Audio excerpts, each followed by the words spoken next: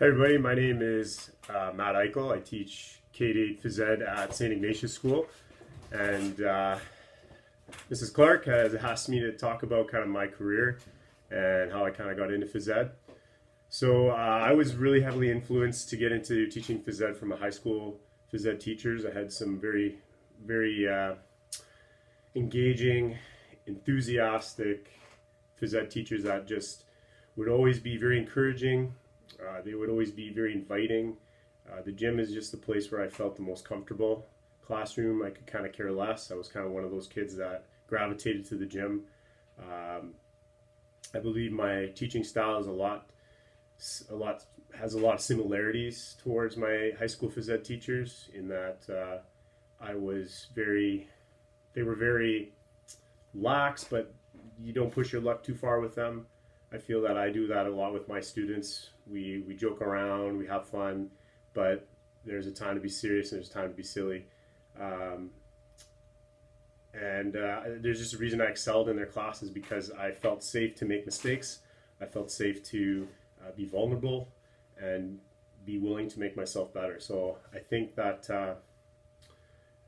they were a huge influence. That's why I got into it. I always hear that the phys ed teacher is the smartest teacher in the school because we get to play games all day, and classroom teachers don't. So, but I've taught phys ed now for 10 years. This is my 5th year at St. Ignatius. I have taught grade 4 classroom for 2 years, and then I did teach a grade 3-4 split during COVID.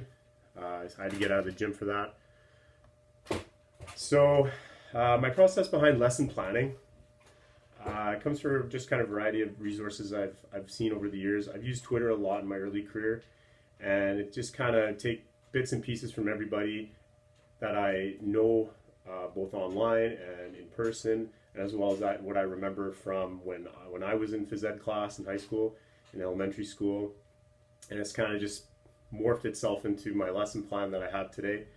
And really, I like having a lot of student choice. I think student choice is very important. For movement skills, I rely really heavily on peer-to-peer coaching, peer-to-peer teaching, because I think you really reinforce each other when you do things with someone, especially if they're a master at it, like they've mastered a skill or they're really good at a skill. I usually put kids in a position where they are the master or they are very fluent in a movement skill and they can teach someone who maybe needs a little bit of coaching. So you get that kid who's going to be getting better at that skill, and then you got another student who is feeling like they have a leadership role in the classroom too. And if the kids buy into that, you're golden. Like, you are absolutely golden. So we work through the curriculum: main motor, locomotor skills, manipulative skills, balance skills. We're doing gymnastics right now. Kids go absolutely bananas for gymnastics, even though it's just simple flips and rolls and jumps and lands and balancing and all that. But my lesson plan, my year plan is usually K-2. We do movement skills, 3 to 5. We do strategies with the movement skills, a little pinch of teaching games for understanding, and then 6, 7, 8, we do teaching games for understanding along with sport education, which is they pick their seasons of sports they want to focus on, and we do TGF through that, and they get to run their own seasons. I'll have everyone always picks volleyball, and they pretty much run the season, and I don't have to do anything. So it's really perfect. For inclusive planning, I don't really adapt much because I feel that these kids, I don't want to adapt too much. I don't have many students with disabilities in my class or special needs. I have a couple kids with ASD, but I try to involve them and include them as much as possible where I can, where they're able to. We try to meet them at where they're at, because for phys ed, it's like everyone's on such a wide scale of skills and talents and abilities that I'm not going to say you can't do it, you're going to fail my class, because we're looking to make lifelong learners here, lifelong active, healthy people.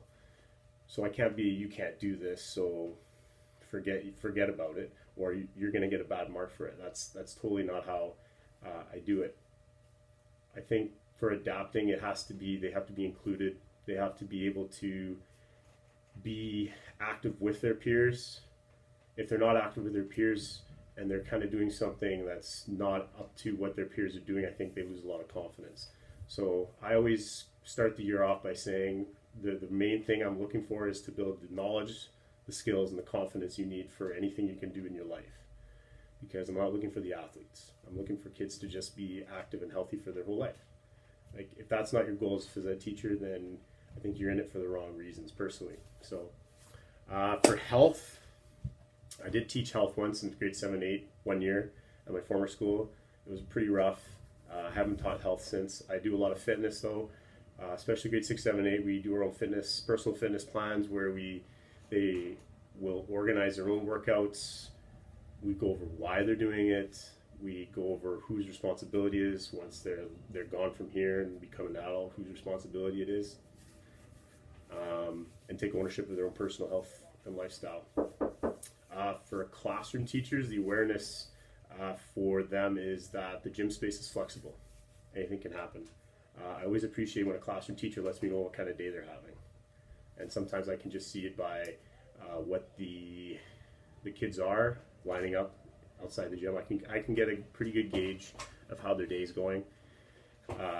So I might adapt the lesson that day because they're either crazy or maybe they just need a little bit of an energy boost. Flexibility is the number one thing I need for classroom teachers. I know I coach a lot, involved in our sports league with the Catholic schools, and there's a lot of times where I'm at meetings or I'm coaching or I'm on a track and field, and classroom teachers really need to know that phys ed teachers can be very flexible for the most part. Some are not.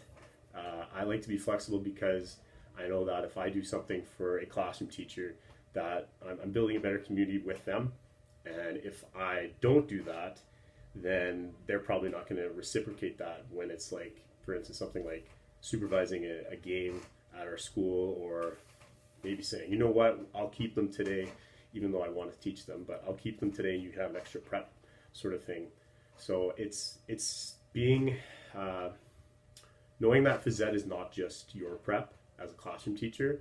It's an extremely, it is, in my opinion, I'm biased, but in my opinion, it's the most important subject in school, because if the body and the brain, if your body's not in motion, your brain's not going to follow.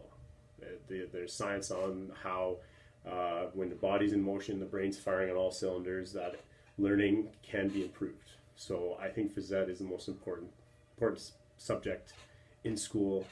I don't think it's even close. Numeracy and literacy absolutely are important, but I think if you're not moving, your quality of life with those other skills isn't going to be as good as it could be if you're a healthy lifelong learning. So I thoroughly enjoy my job. I come to work every day pumped, ready to go. I have my own kids coming to this school, and I just can't wait to share this experience with them. And I hope as potential teachers that you really think about if phys ed was your thing, not gym class, phys ed. If phys ed's your thing, I go for it. Like, you will, if you're in it to win it, I think you will never think otherwise that this wasn't a good decision. So I'm very happy where I am at, and hopefully you can find your niche in the future.